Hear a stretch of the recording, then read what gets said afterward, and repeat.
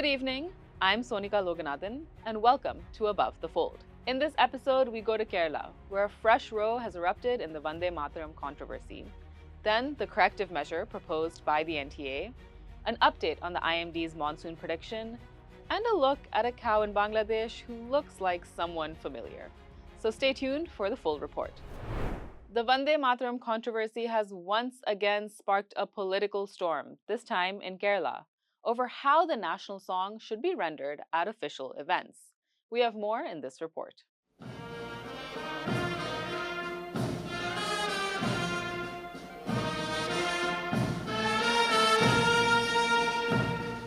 Political fire erupted in at the opening session of the 16th Kerala Assembly. The Kerala Police Band played only the opening stanzas of Vande Mataram, drawing objection from Governor Rajendra Arlekar. The Raj Bhavan said it insists Vande Mataram be sung in full. Yesterday we insisted, our staff insisted that it should be, because whenever governor is present, Vande Mataram should be sung or played on music or band.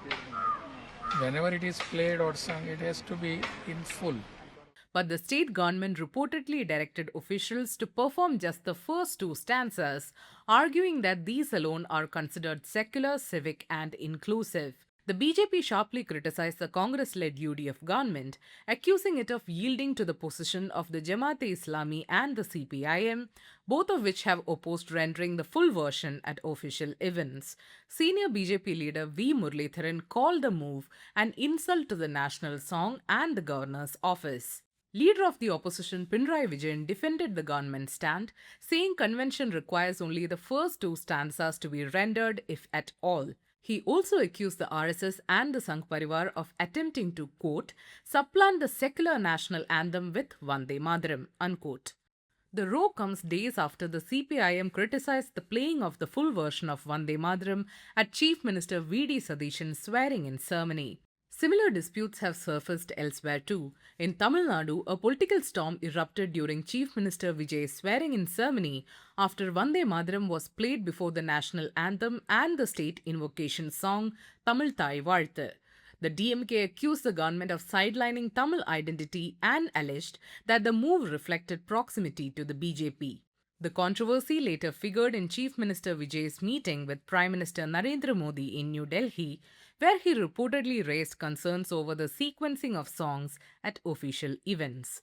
In West Bengal too, the issue has intensified after the Suvendu Adhikari government recently made Vande Mataram mandatory in state-run schools and madrasas.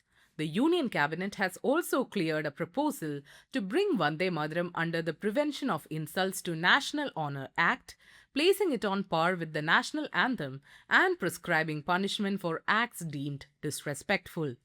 As the debate grows, the Hindu's deputy editor Vijaydas Singh explains the concerns around Vande Mataram repeatedly resurfacing as a political flashpoint. The BJP government at the centre has been trying to accord an elevated status to the national song Vande Mataram, aligning with the party's political ideology. A set of instructions issued by MHA in February to play and sing all the 6 stanzas of the national song before the national anthem Jana Gana Man is already being enforced at official events of the central ministries. While the instructions will be followed in BJP-ruled states, the issue has turned into a political friction in opposition-ruled states which have so far only played the first 2 stanzas of the song. There are also concerns that it may be misused to target political opponents who refuse to sing all the 6 stanzas of the song. Besides the Vande Mataram row, the Kerala Governor's Policy Address announced several welfare measures for women and children. After menstrual leave was introduced for university students a few years ago, the government now plans to extend it for up to 3 days of menstrual leave per month to schoolgirls under Project Menstrual Dignity. The policy address also promised childcare facilities at workplaces, maternity benefits for women in the unorganized sector, and steps to make Kerala an orphan-free state through adoption and foster care initiatives.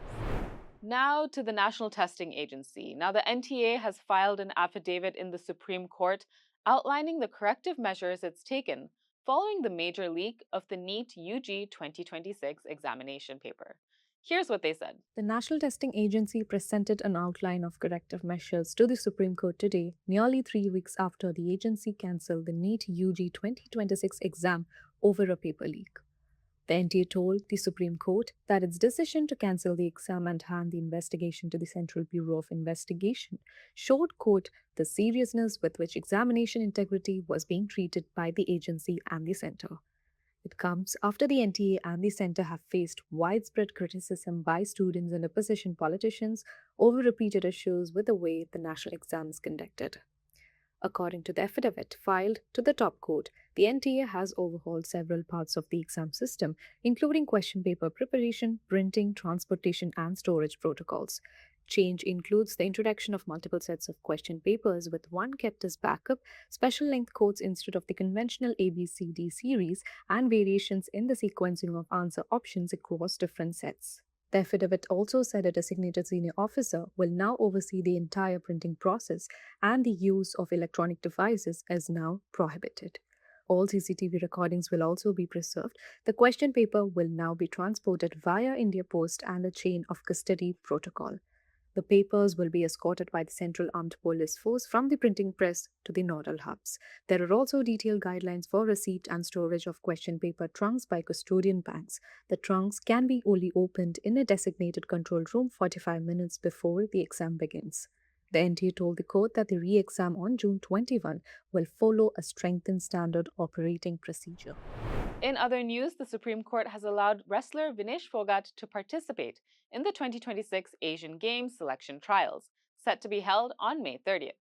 A bench headed by Justice P.S. Narasimha said Phogat deserved the opportunity, especially since she's made the country proud on multiple occasions. The court also questioned the Wrestling Federation of India's objections over her absence from earlier trials. Senior advocate Madhavi Divan, representing Phogat, told the court that the wrestler had taken a maternity break and was also engaged in her duties as a Haryana MLA, adding that motherhood should not be held against her. Earlier, the Delhi High Court had also backed Phogat's participation, calling the Wrestling Federation of India's selection policy exclusionary. The Supreme Court also cautioned against frequent judicial intervention in sporting disputes, saying that such issues should ideally be resolved within the sporting ecosystem itself. Let's now turn to the Hindu Roundup for some of our exclusive content. In an editorial titled Validating Flaws on the Supreme Court and the SIR, the piece argues that the Supreme Court's verdict upholding the Election Commission of India's special intensive revision validates a flawed exercise that allegedly caused arbitrary voter deletions and exclusion. The editorial notes that over 6.5 crore names were removed from electoral rolls, with concerns over the impact on minorities and underprivileged communities. It argues that the court focused on the legality of the SIR without adequately examining its implementation. The piece concludes that while accurate electoral rolls are vital for free and fair elections, a hurried revision process risks undermining electoral integrity. Tap the card above to watch the editorial on the Hindu Originals YouTube channel. Now, despite admitting that he only watches 5% of cricket matches today, Indian cricket legend Kapil Dev is full of praise for IPL 2026 sensation Vaibhav Suryavanshi. In an interview with Deputy Editor Srinivasa Ramanujan, Kapil Dev spoke highly of the youngster's talent and potential. Here's the snippet. If you were to have an opinion about the current cricketing sensation Vaibhav Suryavanshi, what would that be? I think he's a special kid, but we have to give time. He's growing up. 16 years old is a 16 years old. He don't know anything apart from cricket.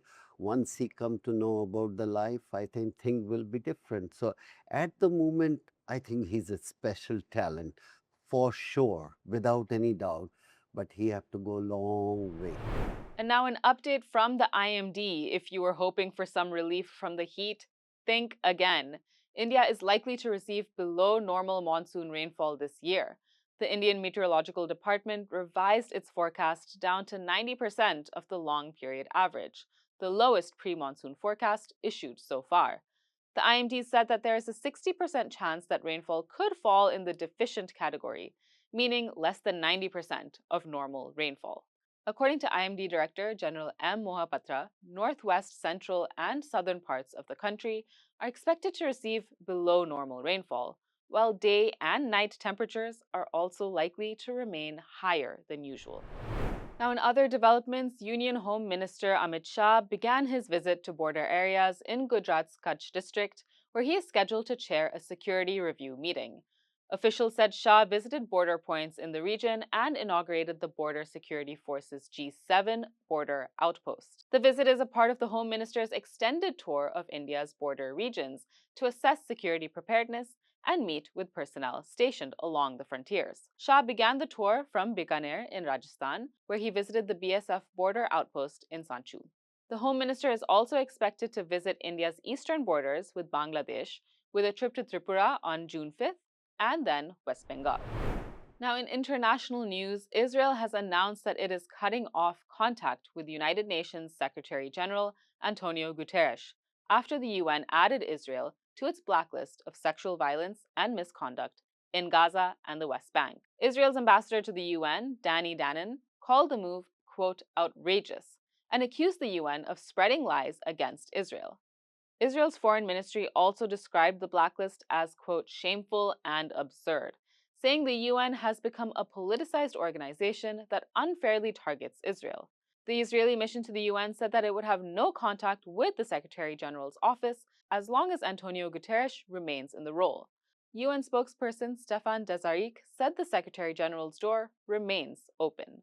The UN had previously warned Israel that it could be added on the annual report on conflict-related sexual violence.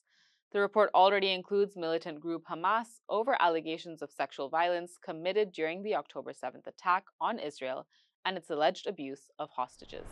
And finally, authorities in Bangladesh have stopped the sacrifice of a rare albino buffalo named Donald Trump.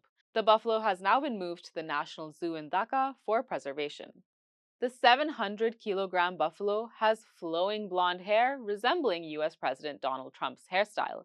It was taken into official custody just hours before it was due to be sacrificed during Eid celebrations. Albino buffaloes are extremely rare in Bangladesh, and millions of buffaloes are sacrificed during Eid festivities every year. And that's it for today. Thank you so much for watching. Please share your thoughts on today's episode in the comments section. And if you found this video useful, don't forget to share it and save the Above the Fold playlist so that you never miss an update.